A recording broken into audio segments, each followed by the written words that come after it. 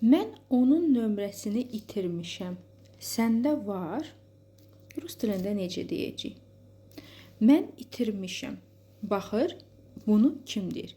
Kişi deyirsə, deyəcək ya poteryal. Qadın deyirsə, deyəcək ya poteryala. Onun nömrəsini его ya da ее.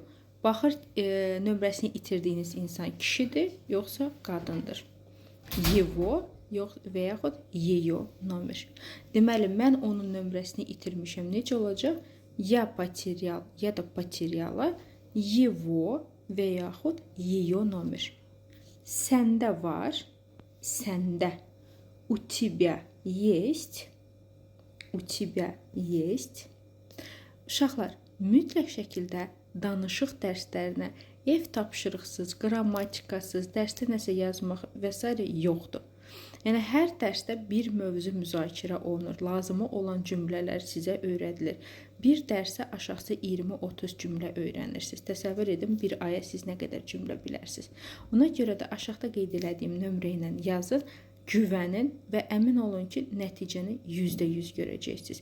Özünüzə inamınız olsun və bir şey unutmayın ki, bilənlərin heç biri sizdən artıq deyil. Gözləyəcəm.